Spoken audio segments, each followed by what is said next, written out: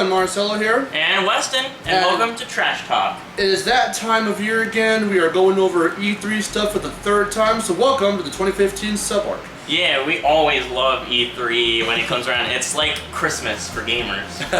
If you guys, Besides actual Christmas. Besides actual Christmas. Which is for everyone. E for everyone. Gaming nerd humor. Anyway, if you have stuck with us for this long, then you should probably know that we started the show talking about E3 2013. Doesn't that make us feel? We were 17, and here we are now. It's crazy. I know. So we've changed quite a lot. But before we actually start talking about the game, yeah, I think we should talk about, like, in general, like, how they did this year. Okay. And we'll keep it short and sweet. Yeah, without going too much into... Oh, by the way, can I say real quick before you even do that? I'm sorry if anyone was kind of, like, wondering, because we usually have 10 episodes to an arc, and for a sub-arc, I was trying to be more lenient. So last year we had 9 episodes. We were supposed to have a 10th, where we talked about... it was a third part to the console war deal. How we thought they did from last year, and I guess we can talk a smidge about that, and then how they improved this year. We might still put that video up, I'm not sure, so just bear with us there, but here we go with this year. I don't even remember last year, it's just like so long ago. Last year we talked about like Mortal Kombat X, Mario Maker, Smash Bros, what else? Tekken 7, there was a lot of stuff we talked about. I know, there was a Little Big lot Planet of 3, stuff. so... There is a lot of stuff. So just a little rundown. I think everybody did really good for this E3. I think PlayStation played it a little safe. That's how they kind of have been playing it. They've been playing it safe with stuff. I understand that because they came out the gate strong for this. Yeah. So they kind of just want to keep that momentum. Yeah. Microsoft, oh shit. Oh, Microsoft, they have improved a lot. They're bringing in the big guns for this. Yeah, I gotta admit. A lot of new IPs for them, but also a lot of returning stuff. Yeah. I was really surprised with some of them. One of them, in general, I'm not going to talk about because we ended up not picking that one. Yeah. But Gears of War 4 surprised me. I thought that was a little bit odd. I have to check into that more. We're not going to talk about that one any further.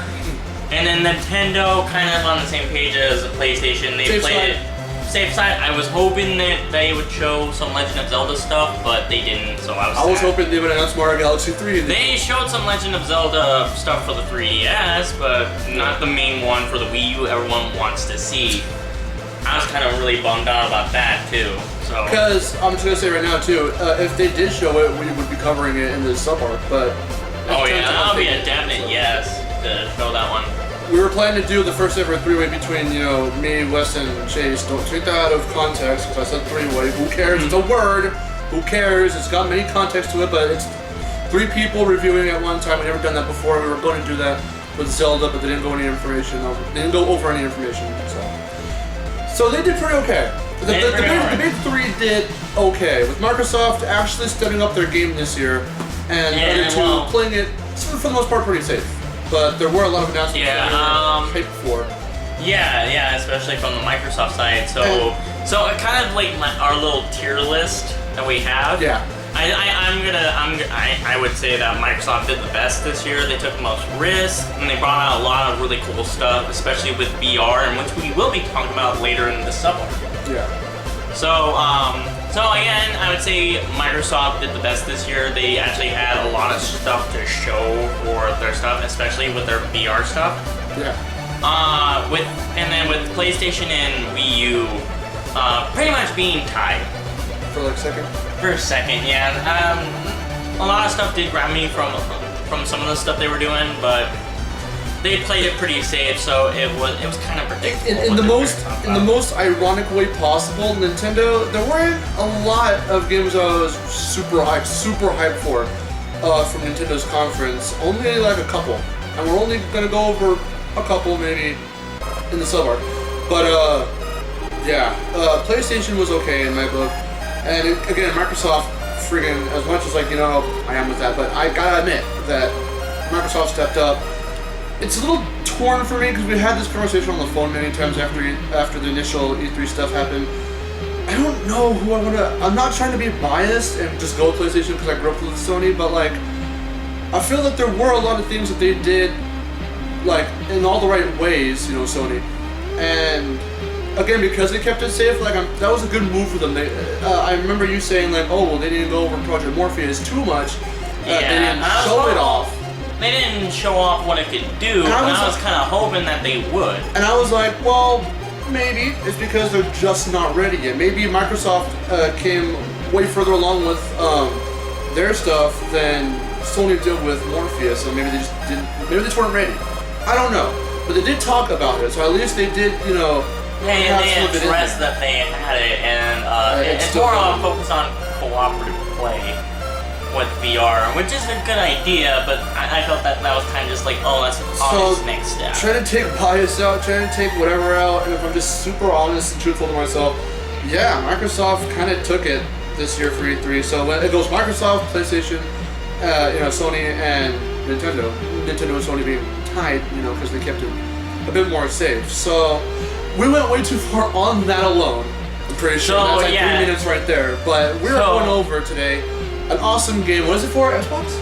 No, it's actually for PlayStation. It was created by EA, so that was actually surprising. We actually did see the EA, and not a lot of stuff grabbed our attention. Like Battlefront didn't grab our attention. Yeah.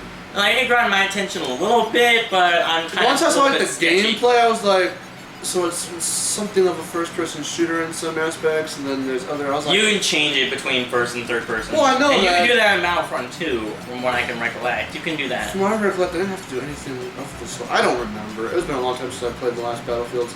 It didn't really grab me too much, so I was like, yeah. But one game that did actually grab us was a small little platformer by the name of Unravel.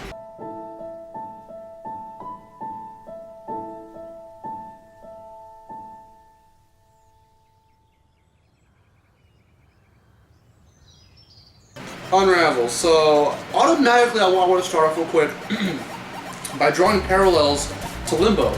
I really looked at Unravel and I was like, this looks like Limbo, to where I'm predicting. So if you can see what we're doing, we're not going to go over our traditional trash talk. Little side stuff structure, that we talk about, like structure. It's going to be like we've always covered E3 stuff. We're just going to speculate and talk, and we're going to keep these relatively short. So I'm speculating that there's not going to be much of a like HUD, you know, to really like look at, like life meters and like collectibles. Like I don't imagine that, unless they just didn't show that off in the trailer. I'm not too sure, but Limbo. I'm saying Limbo specifically because like that game didn't have that kind of stuff. It was purely exploration and trial and error, and in the best really possible way. Good 2D platforming too. Yeah, the 2D platforming was amazing. So I do like the little yarn guy. Yeah. I'm just gonna call him Yarn Guy. I don't know if he has. They didn't give him a name yet. So we're just gonna call him Yarn Guy. Yarn Guy sounds perfect. So there's some really cool stuff with the guy. I really like the design. It looks very like from the trailer. It looks very happy and stuff. And there's some really kind of cutesy like danger stuff, like with like the chipmunk. He just kind of comes up and like kind of does like a little roar and stuff, like even though it's a little chipmunk. I just thought like, aw, that's cute. And then he starts chasing you, like, oh god, oh god. So Alvin, don't kill me. I don't think he was a chipmunk. I think he was like a groundhog badger or something. I don't. It might have been like a groundhog or a chipmunk. I'm not sure. We don't know our animals apparently, but it's one of those. I don't know. I should know my animals. But oh my god, the visuals are beautiful. I know, they do look really nice. I was gonna actually say that. The visuals look very nice. And then if you notice this, like during little platform sections, like he ties like little parts of like the yarn that kind of makes up his body to kind of do some more platforming and get to like safe distances, you know? Yeah. And I thought that was actually kind of cool. Because it's multi-purpose. You can use them to grapple and swing like a vine. You can use them to pull things and like. At one point, he grabs hold of a fish. He's on a boat and he grabs hold of a fish and takes them off somewhere. Back to the visuals real quick. The part where I was just speechless. The most emotional kind of way was when I didn't shed a tear or anything, but I was just like, wow. Was when they show him going through the snow and then immediately after he's like in this dark like it's during a rainstorm and then like a car. Yeah, this car like almost runs him over and goes woof, like right from the screen towards, and I was like, and he kind of just like sits down and is like. was like, oh god, I was like, wow. Like, Yeah, I this know. looks real. It looks amazing. And then there's another part where like it's during like a blizzard and like he's kind of like just like moving like this lantern along with him. Yeah, like yeah, that's what I was saying earlier. yeah, that's just kind of just like wow, this is gonna go through a lot of stuff. Yeah, all kinds of seasons and stuff. There was snow. There's autumn at some point. So he goes through a little leaf pile. Oh yeah, and then like at the very end of the trailer, like it goes through like a pile of leaves and it has like this little yarn flower that he picks up like. So I think that could be a clip. Or that could be like or something. Yeah, maybe. Or that could be like how like the lowlands and stuff, like him getting the flower. Okay. Yeah. So, anything else you want to talk about real quick before? No. Speaking more about the collectibles, I think collectibles would really work if they're like little like yarn pieces and stuff that you collect through the level, but they make them like. It's really good to make them like really challenging to get. Yeah. So like it requires like a lot of your wit and your knowledge of like how the game works in order to like get some of these things. I think that would really work well to its advantage, being like a puzzle platformer. Yeah. Because they didn't show off any kinds of collectibles so far in this trailer, so that's why I was thinking. Yeah, and then Limbo didn't have anything. Yeah, Limbo didn't have any. It was just pure exploration. Yeah, it was just pure exploration, like trial and error and stuff. But Limbo was a little bit. I would say Limbo is a lot darker compared to Unravel. Unravel's more kind of just like Limbo's a bit more mysterious. Yeah, it's a lot more mysterious. I would even go as far as to say, just judging from the trailer of Unravel and then looking at, because at this point in time I've already played all of Limbo. It's an awesome game. And then even I have played like this. I know I don't really play 2D platformers too often, but I played Limbo as well. I haven't completed it, but I gotten like 3/4 of the way through. I need to finish it. Yes, I do. That ending, I'm not gonna say anything. But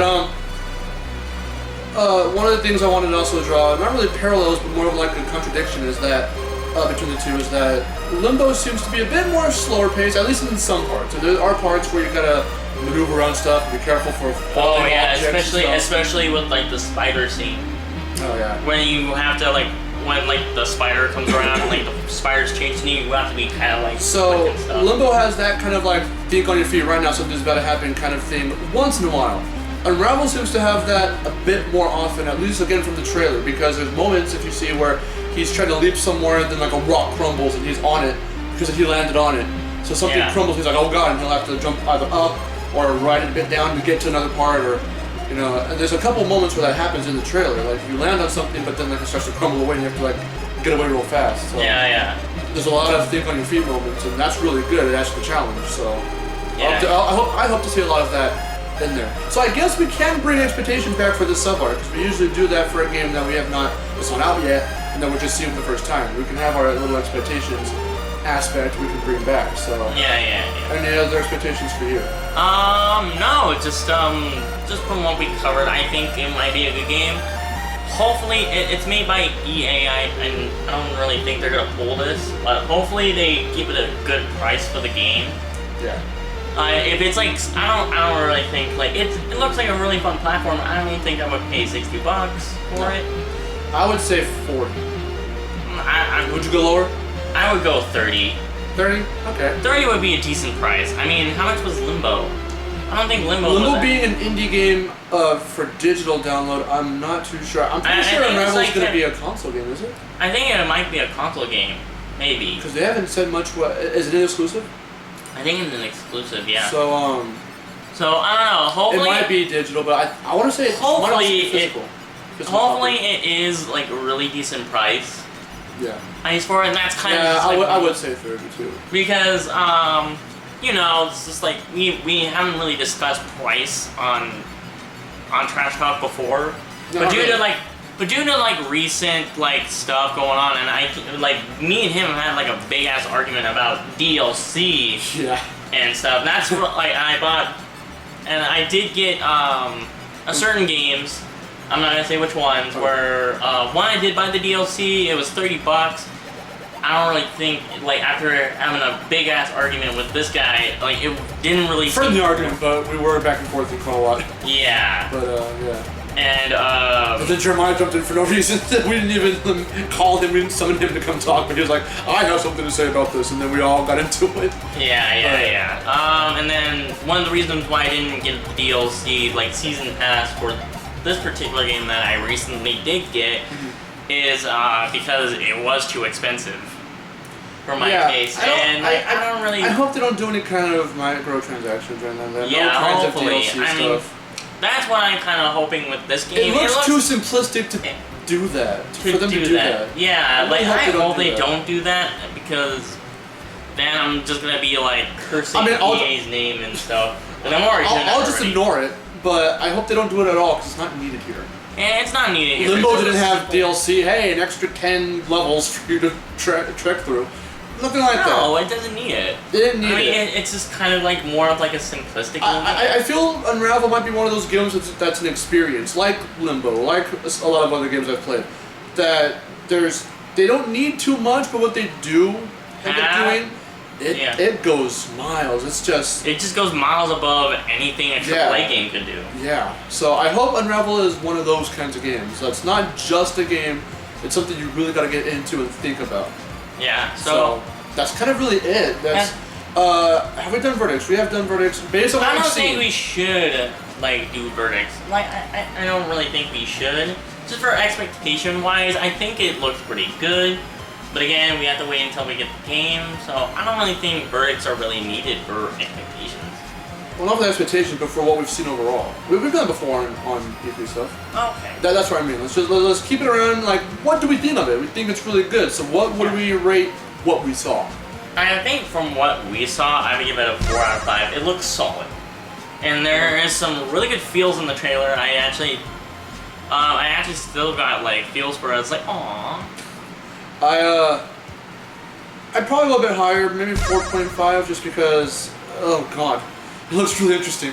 So.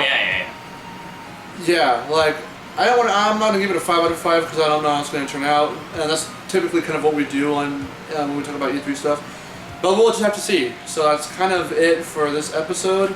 So with that being said, I'm Marcelo. And I'm Weston. And this was our first episode on this year's E3.